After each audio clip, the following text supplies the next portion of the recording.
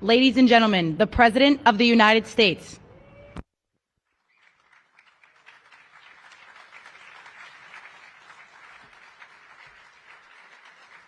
Hello, everybody. Thank you very much. Thank you. What a friendly group this is. No Democrats are here, right? Well, I want to thank everybody. This has been a labor of love. You know, we took over a building that was not properly taken care of. It just wasn't. It's a very special building, and we are taking care of it. This was grass, and when you have a news conference, and this was going on for many years, but everybody would just sink into the mud. It was extremely luxurious grass, especially when it was raining, because you'd go down about 5 inches into the mud. And when we had a press conference here, all the press standing back there, they'd be cursing me. The women would be lifting up their shoes saying, "You've destroyed my shoes. This is terrible." So we got a stone that's the exact same stone and color as the White House itself, because we wanted the friendly feeling of that light color. And it reflects the sun, and it keeps you cool even in the summer. And we've had press conferences. We finished it about a month ago. This is, as you see over here, the Presidential Walk of Fame. And we had this long wall with half windows because that used to be a swimming pool on the other side of the wall.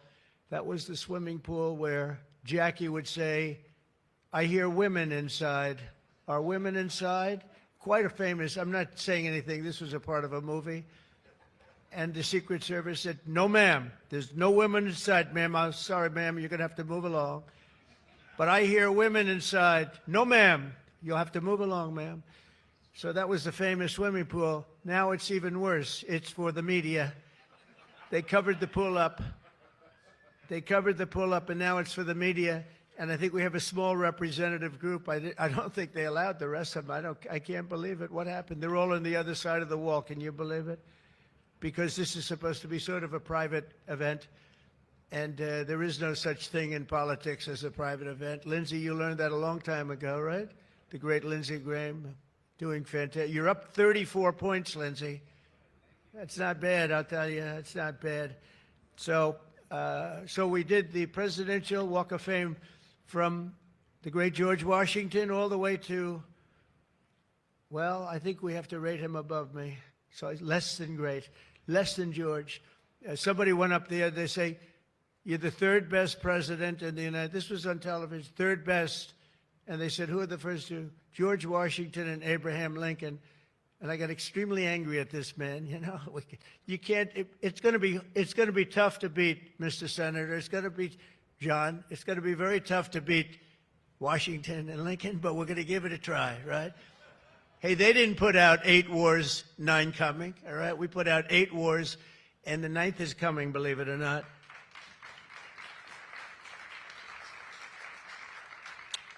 So I just want to say it's great to be with you. And when we're finished later on, we're going to have a little quick lunch, and they do great food at the White House. And this is used sometimes for evening, where we've had some incredible people for the evening, and some of the big foreign leaders have been coming. And most excitingly, on the other side, you see the fence and the wall. We're building a world-class ballroom. You know, for 150 years, they've wanted a ballroom here. We don't have a ballroom. We have a little cocktail area, but we don't have a ballroom. The East Room, it's called, is a very small cocktail area. It holds about 88 people if it's tight. And I said, if I do this again, I'm going to get a ballroom built, and we're putting up our own money. With the government is paying for nothing. You probably hear the beautiful sound of construction to the back. You hear that sound? Oh, that's music to my ears. I love that sound. Other people don't like it. I love it, Josh. I think when I hear that sound, it reminds me of money. In this case, it reminds me of lack of money because I'm paying for it, so it's the opposite. But it's going to be one of the most beautiful ballrooms anywhere in the world, and it's going to be able to take care of tremendous things. When you have, as an example, I'm going to see President Xi in 2 weeks. I'm going over to South Korea. We're going to meet in South Korea. We're going to talk about a lot of things. They want to discuss the fact that they're paying 157% tariff. It's a little higher than they thought. And We're doing very well. I think we're going to do well in that negotiation. We've done well, as you know, with Japan, with South Korea, with Europe. The European nations got together. We made a deal. And it was all based without the tariffs. You could have never made the deal. I'll tell you what, tariffs equal national security. Remember that. Tariffs equal national security. You got to remember that. And they also equal wealth for our nation because we've taken in hundreds of billions of dollars in a very friendly manner, given to us by nations that used to take it from us. And they used tariffs on us. We never used it on them because we were foolish, or we were led by people that weren't business people. But it really does. It equals national security. And I wouldn't have put out, I mentioned 8 wars, 9 coming. Of the 8, 5 were based solely on trade and tariffs. India, Pakistan were going at it. 2 nuclear powers, and serious nuclear. 7 planes shot down. They were ready to go, and I called them up. I said, you go to war, and we're not doing a trade deal.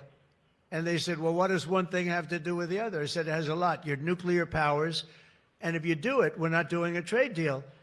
And 24 hours later, they called me, we have decided not to do it. We stopped the war. We stopped the potential disaster, a nuclear disaster, because of trade. And it's been really amazing. But the tariffs have made us a wealthy country. They've given us tremendous defense. They've given us things that we can do for other countries, very positive.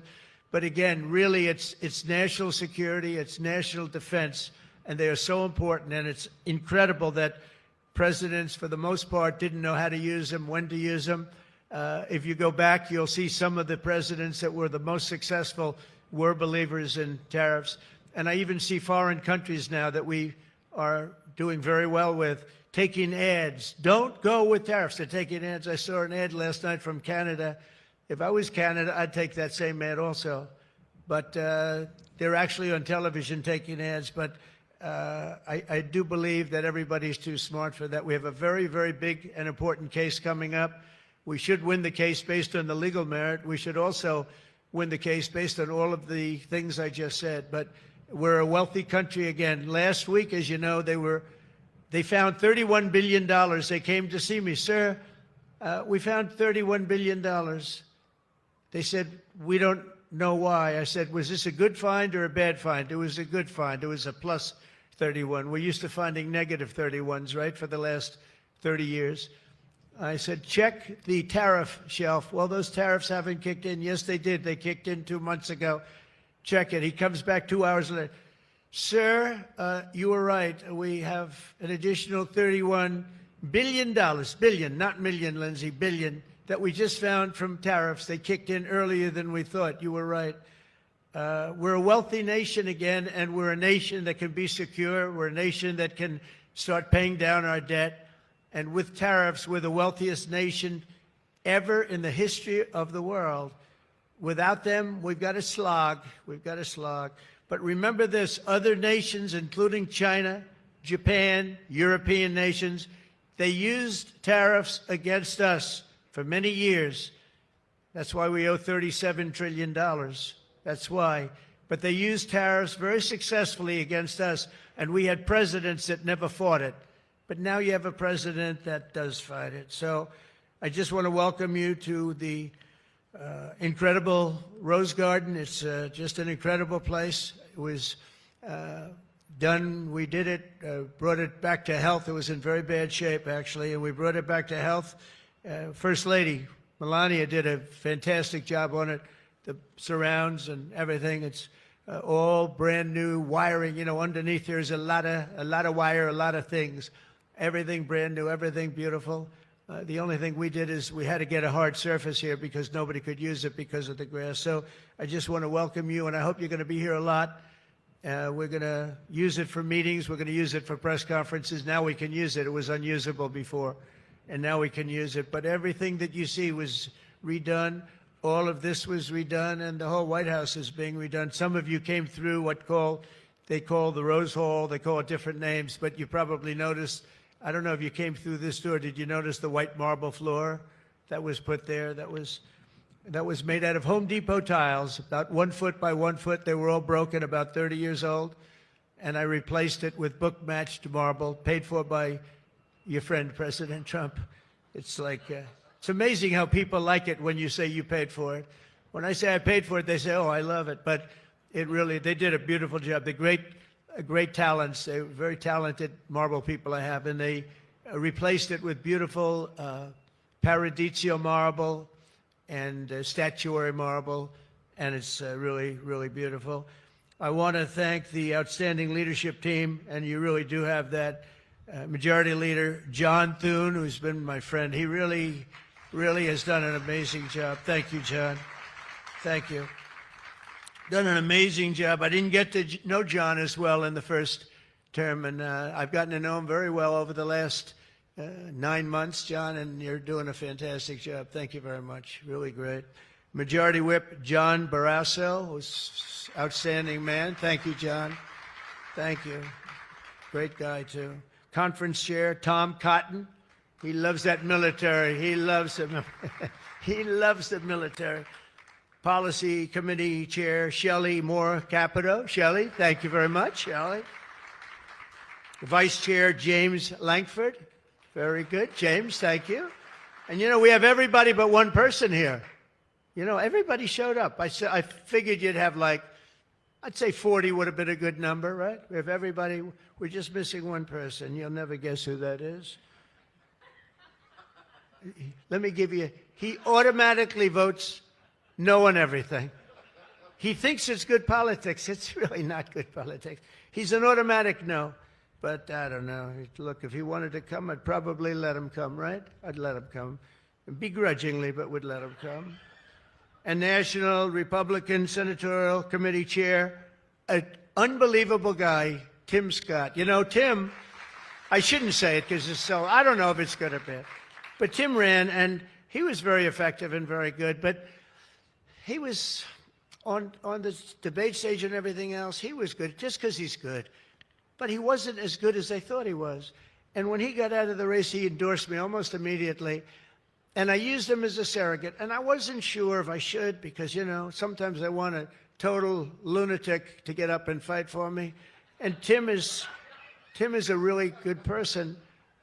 So I wasn't sure. And I put him on the stage, and he ripped the heart out of everybody. He was so brutal. He was so unbelievable. It turned out to be absolutely one of my best surrogates, and it includes a lot of you people that were here. You were all surrogates. But Tim ripped these people apart.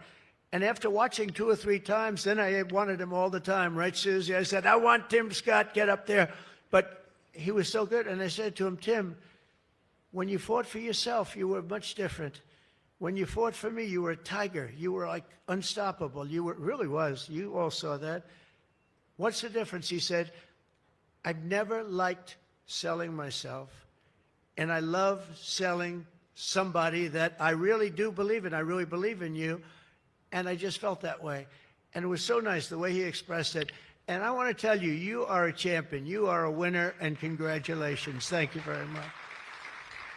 I never love telling that story because I'm not sure if it's a good or a bad story, but I'm telling you, you are an amazing guy, and you fought for me so hard, and I really appreciate it. You got to be my #1 choice, Tim, so something happened. I appreciate it, and you're doing great doing what you're doing right now. I also want to thank the entire Senate Republican Conference for your tremendous work on confirmations. Boy, did we have a couple of weeks, huh? We had some, I signed like 150 of them, and I didn't use an auto pen, by the way. I signed. You know, when you're signing these important, like a general getting approved from 3-star to 4-star and all of these different things and big confirmations and, you know, big stuff, you really have an obligation to actually sign it, I think. You probably noticed right there, number 46, we put up, right? We put up a little bit of an auto pen. We have 46. We have 45. We have 47. It's very interesting. Yeah, 46 is an auto pen. It's up there.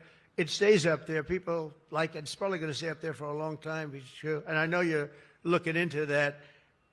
And by the way, the auto pen person said he never spoke to Biden. He worked the auto pen. You're not allowed to do that. So if you're looking at anything, just remember it. And remember, they treated us very badly. They treated us very, very badly. So I think you're allowed to just report the truth, including the confirming of my cabinet much faster than first time. I mean, we went so fast, and I give John Thune and all of you credit for that. It was amazing. All of a sudden, I was calling John, I've got to get him approved. Come on, John, because I was getting like one every 2 weeks. And I have people, they left their job and they left everything, and it looked like they were, all of a sudden, it was like an avalanche. They walked in, James and James, my double James, I call them. They walk in and they had like so many of them. I said, you got to be kidding. Is this like, are you for real, right, James? John Thune did his job, and you got them all done, and you have all those people out there working now, and instead of being very upset with the fact that we couldn't get them approved quickly. So I really appreciate it. You used a method that I wish you could use on U.S. attorneys. I have 10 U.S. attorneys who are phenomenal, a Harvard, a Yale, a this, or that, all top. And the problem is they're not going to ever be confirmed, I guess. I put them in. They'll be there for 3 or 4 months, whatever it's, and then they have to leave. Because anytime you have, as you know, anytime you have a Democrat senator, not even two, just one, they'll say because of the time we're in, we're not approving that person. We're not approving. They never do. They won't approve. And therefore, because of blue slip, I have to tell the person after 3 months, I'm sorry, you'll have to leave. And I put somebody else in. And I've had Democrat senators say the only one we'll ever approve is a Democrat. This is not constitutional. And I hope you can look at that blue slip thing, because I have 10 people that are phenomenal, and they're going to have to leave office. Highly educated, top of their class, everything. And they're going to have a mark on their career that they were a U.S. attorney for 3 months or 4 months, and then they had to leave. And that's so unfair. It's unfair to the public, because the public voted for me in a landslide, and I'm supposed to be picking the U.S. attorneys. And this goes for judges also. But actually more so even for the U.S. attorney with the blue slip.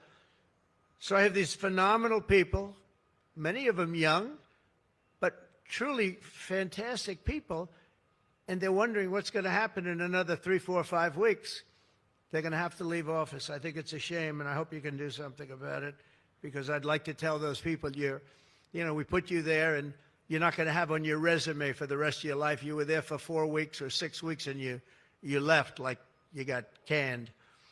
So I hope you look at that. Very important. And after your pivotal changes to the Senate rules last month, as a result, this is what you did, the unprecedented obstruction by the Democrats. We've confirmed more than 175 public servants, people that are phenomenal, to keep posts. And that's just been over the last couple of weeks. It's an unbelievable thing what you've done, John, all of you together.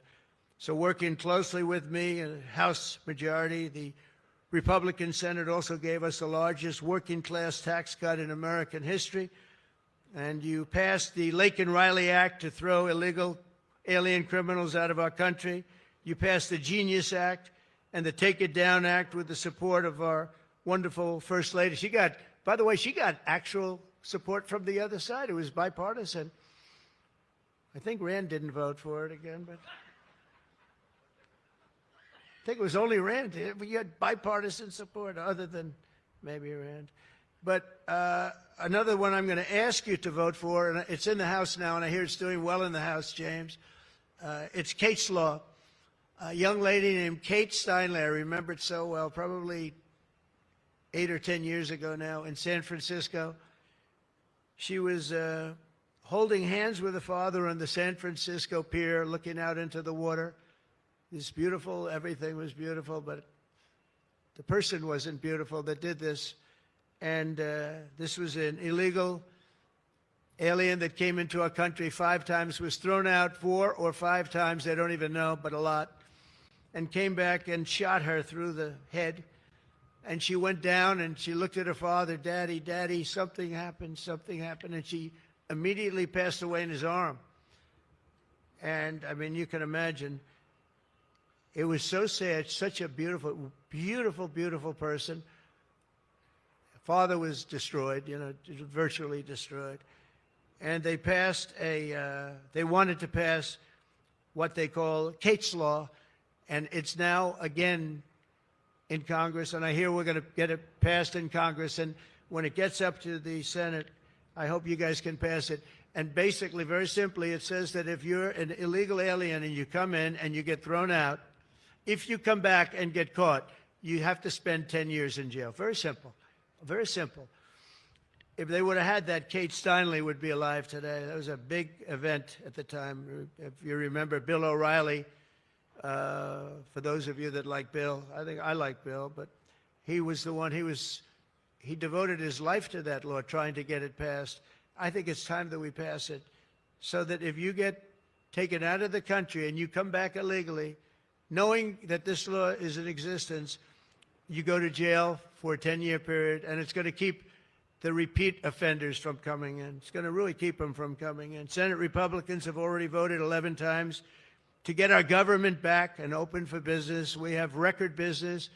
We're going to be, I think, by the time I hit month number 12, I think we're going to have $20 trillion of investment. We're over 17 right now.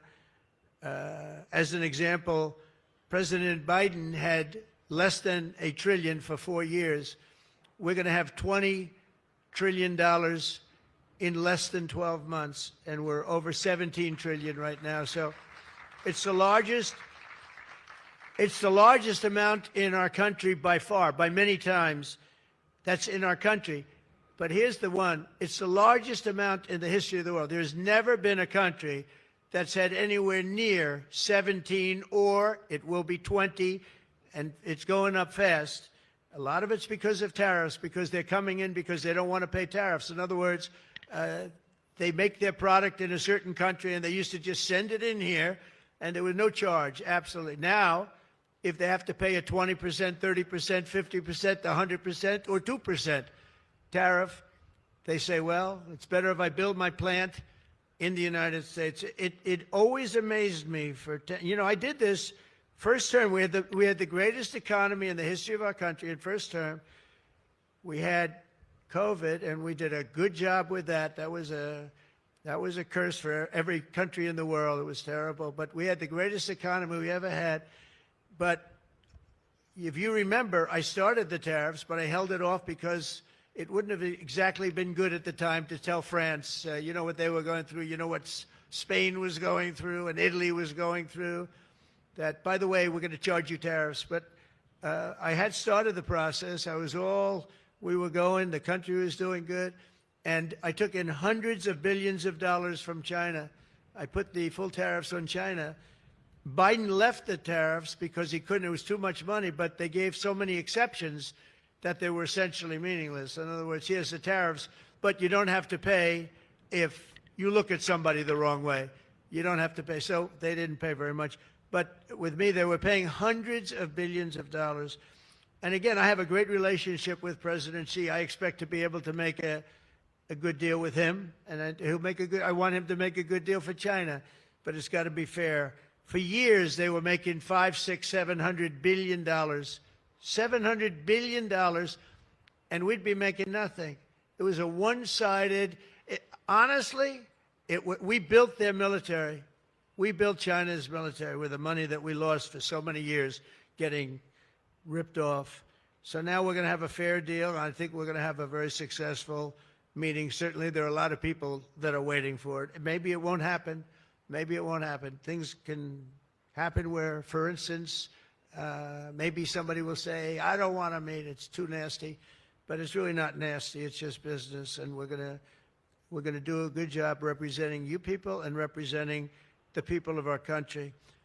Unfortunately, in a craven and pointless act of partisan spite, Chuck Schumer, who I've known for a long time, and the radical left Democrats are holding the entire federal government hostage to appease the extremists in their party.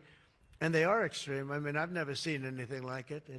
They're extreme, and you know what? We had a landslide election. We won the popular vote by a lot. We won the swing states, all 7. Remember, they said, oh, if Trump could get 3 swing states, he'd be. And, well, I didn't get 3, I got 7. We got all 7 by a lot, by record numbers. We won the Electoral College, 312 votes. They said, it's very hard for a Republican. It's harder for a Republican, although now I think we've swapped it. I think it's now harder for a Democrat, because if you see what we've done with the Hispanics, with the black workers and black men, and recently a poll came out with black men and women were doing so well. You know, they want security. They don't want to have their city destroyed. Women in Chicago, beautiful black women walking around with red MAGA hats because they don't want to be mugged and shot and everything else. And then you see a Democrat get up and tell you how safe it is in Chicago. Do you know they've had, in a fairly short period of time, 4,000 murders? This is over a short period of time, 4,000 murders. And they had a holiday where they had 28 people killed and almost 100 shot. And then you listen to this guy, Pritzker. I've known the family for a long time. They threw him out because he was no good, and he became governor. He's got money through the family. He's got money through the family. But they threw him out. He became governor. I said, I wonder how he's going to do. It's a crime palace. It's a shame. And you know what we did in D.C. is unbelievable. You people, you can walk down the middle of the street, Mr. Senator. You can walk down. You can have your wife meet you at the restaurant, and she's not going to be accosted, shot, beat up, raped. It's unbelievable how bad it was. It was one of the worst in the country, and now it's stone cold. I don't say the word perfect, but it's pretty damn close. And, you know, they would average more than a murder a week in Washington, D.C. This is just before we got here, a murder a week. Think of that. The capital of, in my opinion, the capital of the world. They come from Iowa, they come from Indiana, they come from Florida. You call up the parents, I'm sorry, sir, your son has been shot and killed. We have no crime here now. We have no crime. And the National Guard has been unbelievable, the job. Unbelievable. And you know, it also looks better. I do a tour. I hop in that beast. I feel very safe in the beast. The windows are this thick. But I hop in the beast and I tell the Secret Service, let's drive around town. I used to do that myself. I could drive myself around. I actually like that better. But now I don't think it's a good idea. But we drive around in the streets. The place is looking much, the grass is good, the fences are down, there's no tents, there's no anything. We are looking like it's just a whole new look. And the most important thing, there's no crime. And we're going to fix the roads. We have great pavers. We're going to fix the medians in between the roads, which half of them are falling down. We're going to take some of the tiles off the bridges, the tunnels that you have. They've been up for 40 years. They're rotted. And we'll put up brand new, gorgeous white tiles like it's supposed to be. But this place is looking really good. And we haven't even started the real fixing up of the town. We're getting rid of the graffiti. You notice there's almost no graffiti anymore. A lot of that beautiful statuary marble had red graffiti all over it, had bad signs up, and it stopped. We've taken out 1,700 career criminals and people that came in through an open border. They came in through Biden's open border, and we've taken them out. The thing having to do with all of the elements in the great, big, beautiful bill, I'll tell you, it's amazing what we've done. $200 billion in costs for medical. What we've done, $50 billion for rural hospitals. And remember, no tax on tips, no tax on Social Security, no tax on... Think of all of these things that we've done. This is the biggest, this is the greatest bill. Social Security, no tax on overtime, but no tax on tips. I got that from a waitress in Nevada. I was making a speech, and I'm at one of my restaurants in the hotel I own there, and I say, how are you doing? Well, sir, it's terrible. They're taxing my tips. They're going, I wouldn't have even thought that. And I looked at it, and she said to me, sir, there should be no tax on tips. I said, say it one time more. No tax on tips. I walked outside to the press. I said, there will be no tax on tips. She was right. And we won that state by a lot. That's not a state that we win by that much, David, but we won it by a lot. So it was pretty good. But that bill is chock full of so many different things. So it was the biggest bill. I'm actually saying this to the fake news so that they maybe print it, but maybe not, because you people know. It was the biggest bill ever passed in Congress. And what we did was a little risky. We put everything into the bill, John, right? And some people were against it. They said, no, you got to do small bites. and we gave it a shot, and we got it passed. I got a call from John. He said, it was 3 o'clock in the morning. Sir, we have 4 hard no's. Could you please call him? I said, what time is it, John? It's 4 o'clock in the morning, sir. So I call up. One of you is sitting right here. I said, Jim, could I say hello to you? It's 4 o'clock in the morning, right? He said, sir, you have my vote. I said, wow. Then I called up another person. I'll use fictitious names. Doug, could I get your vote? You've got it, sir. Then I called up another one. How about Josh? Could I have your vote, Josh? Because I like Josh. And Josh, who can be very difficult, said, sir, you have my vote. His wife was screaming at him on the other side. Sir, you have my vote. But I called people, and they weren't really hard-nosed. They wanted a little attention, unfortunately, at 4 in the morning. Sometimes I like the ones that don't like the attention, but we'll take it anywhere we can. And we got it passed, right, John? And nobody thought that could happen because you have a small majority. And in the House, how about in the House, we had a majority of 3.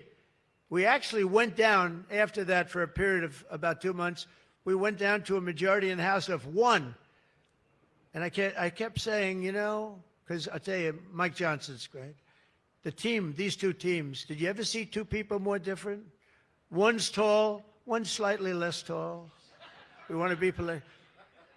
They are very different people, but they're the same in terms of talent. They did the 2 guys, and they get along incredibly well. We all do. We get along great. But we passed a bill. We don't need to pass any more bills. We got everything in that bill. There's nothing else we have to put. We got the largest tax cuts in history. We got the extension of the Trump tax cuts. We got all of these things. And, you know, remember, they lie. They will look at I saw it the other day, they were talking about, I call it the great big beautiful bill, but that's what it is, the great big beautiful, the biggest bill ever passed. And what they say, they make up stories. And I saw they were interviewing a senator, and they said, well, what's wrong with their bill? He didn't know what to say, because there's nothing he could say. It covers everything. He said, death, death. It brings death.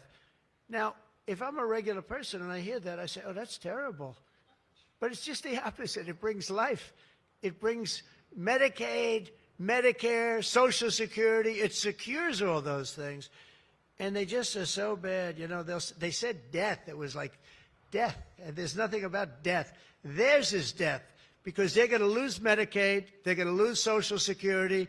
They're going to lose Medicare. All of those things are going to be gone because the whole country would be bankrupt, and you're not going to have any kind of medical insurance. So with us, it's the opposite. And it's a great bill. We don't need any more. And I want to just say from the beginning, our message has been very simple. We will not be extorted on this crazy plot of theirs. They've never done this before. Nobody has. You always vote for an extension. Chuck Schumer and the Senate Democrats need to vote for the clean, bipartisan CR and reopen our government. It's got to be reopened right now. We're not doing that. They are the obstructionists. And the reason they're doing it is because we're doing so well. We're doing well all over the world. We're doing well with the close to $20 trillion that I just told you about. It will be that number, but even if you take it down to over 17, that's a guarantee. We're doing well with everything. Car plants are pouring back into our country. AI plants, we're leading. We're dominating China right now in AI. And I did something that I think you'd like because we have an old grid. It's a tired grid. It doesn't have the juice that you need to fire up these plants. You know, these plants will need more than double the energy we have right now for the whole country. That's how big it is. And we can't do that. There's no way we can do that. China's building right now 52 power stations. But I did something better. I'm letting everybody build their own power plant so they'll become like an electric utility in addition to AI. But if they want to build their own plant and we get their approvals within less than a month, it used to take 5 years prior to rejection.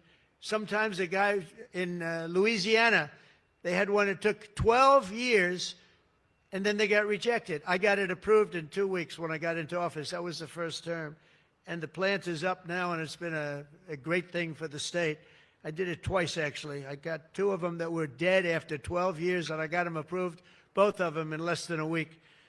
And that's what we're doing. Lee Zeldin, by the way, is doing a phenomenal job, Environmental Commission, I have to tell you. He knows that we have to get him fast, and we're getting him fast.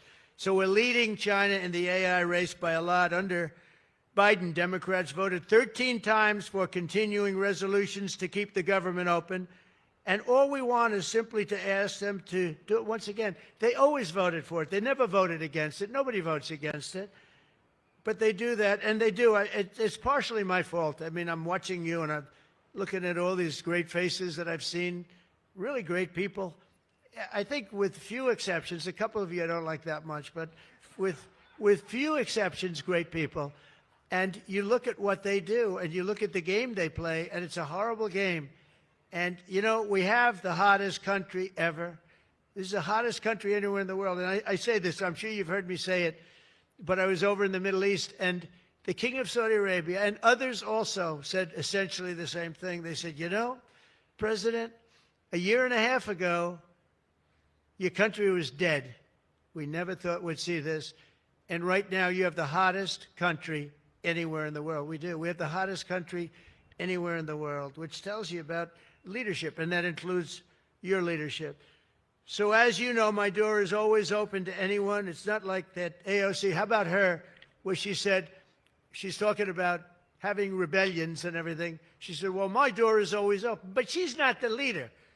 I'm sure the leaders felt very nicely about when she said her door is open. Who the hell wants to go into her door anyway? She doesn't know what the hell she's talking about. She's the one that started. You know, I remember, I'll never forget, she never took a course on the environment. And I watched her one day, and she was on television. She said, yes, our planet will be dead within 12 years. That was a long time ago. Our planet was supposed to be dead. Remember the 12-year theory? We were environmentally dead. Now, these people, they've got an agenda that nobody quite understands. The good news is they don't understand it either. They really have no idea. But the people do. The people understand. We're giving you the biggest tax cuts in history. All of these things, it all adds up that we should do fantastically well in the midterm. The only thing wrong with the midterms is that statistically, when you look, a president gets elected, and for some reason, and nobody, even the great John Thune, cannot explain to me, for some reason, even if he's a reasonably good president, and we've had success like nobody, but for some reason, you lose the midterms. I don't know why. I mean, the odds are tremendously against, like 92% or something. It doesn't make sense. If you have a great presidency, it only makes sense that you win the midterm. So there should be no reason for it. Somebody's going to explain there might be some dark, deep psychological reason where they want to vote the opposite way. I don't know what it is, but we have to win the midterms. Otherwise, all of the things that we've done, so many of them are going to be taken away by the radical left lunatics. I mean, we're going to end up with a communist mayor in New York. Can you believe it? A communist. Remember, I would always say, we will not have a socialist elected in our country. Remember, I'd say that all the time. And I was right. We skipped socialists. We got a communist elected. So I didn't tell a lie. I didn't tell a lie. I was right. We'll have a communist, not a socialist.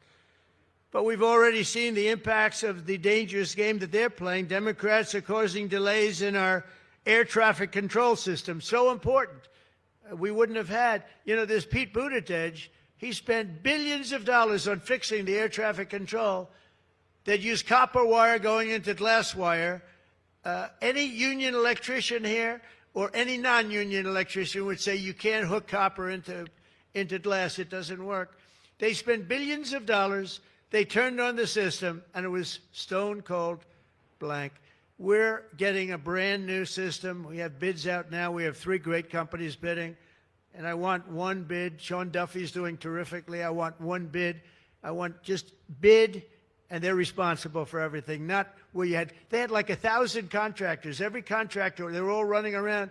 In the end, if one of them does a bad job, we want to be able to blame somebody, and it's going to be one of the very big companies because there's a lot of interest in it. So the air traffic control system is going to be rebuilt. Over 1 million federal workers right now, as you know, are going unpaid. That's the Democrats' fault.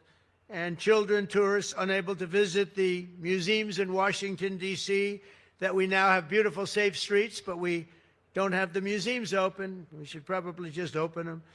but we are doing things that nobody's ever done, nobody's ever seen.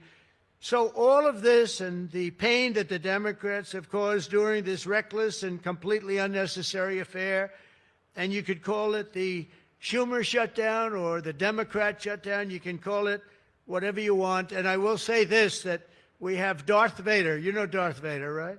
Darth Vader is a man who, I think he's sitting right. Is that Darth? Stand up, please, Darth Vader.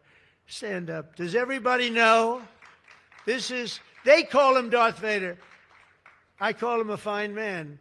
But he's cutting Democrat priorities, and they're never going to get him back. And they've caused us, and they've really allowed us to do it. And by the way, thank you. You're doing a great job, I have to tell you. So really a great job. Because many of the things that they're cutting, like the New York project, $20 billion, we're cutting it. They're not going to get it back. I mean, they're not going to get a lot of things back. They may not get it back. Maybe we'll talk to them about it. But they're losing all the things that they wanted. But many of the things that they wanted are things that we don't want. The things that are just so bad for our country. And we're cutting those things out. So while they thought they were doing maybe bad, maybe indirectly they're doing good. The cynical comment that they've made all over the place, and all of their cynical remarks proves beyond all doubt that Schumer is a calculating political partisan, but we knew that. But he's somebody that's in deep trouble. He's losing in all of the polls. He's even losing to AOC +3. Remember +3? What happened to the +3? Are they still around? I had one. I met when I was at the United Nations, I met the president of Somalia. And I said, I have somebody I'd like to give back to you. He said, no, thanks. We don't want her. He didn't want anything to do with her. But today I'm calling on every Senate Democrat to stop the madness, to let our country get back. In the greatest moment in the history of our country in terms of wealth, in terms of job creation, and in terms of investment coming in, these guys go on strike. It's really a shame.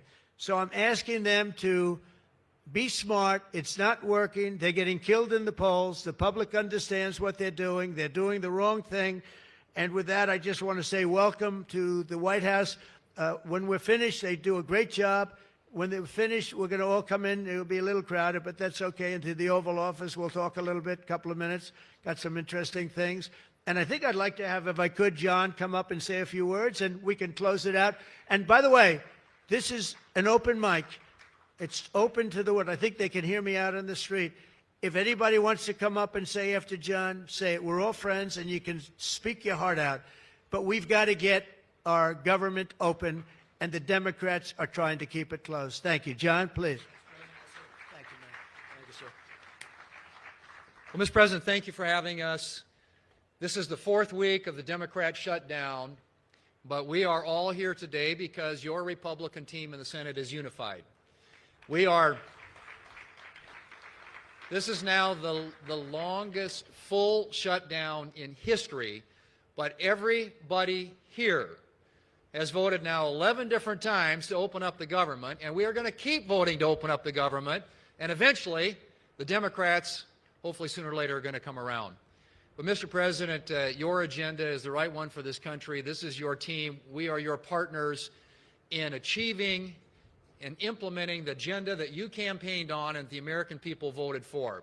And you just mentioned it has been a series of promises made and promises kept, whether it's national security, whether it's the border, whether it's the economy, taxes, regulations, energy, Trump newborn accounts, school choice. You look at what we've accomplished so far. It is a remarkable, remarkable team and a record of accomplishment that can't be matched. And I would argue, at least in my time here, but perhaps in all of history. So thank you for your leadership, and we will continue to be good partners and work with you to get the work done for the American people. And let's hope that the Democrats get wise and starting perhaps even today, vote to reopen the government so we can get back to work for the American people. Mr. President, thank you for having us at your home. You have beautiful homes, and thank you for everything you're doing to make this such a beautiful place. This is America's house. We're delighted to be here. Thank you.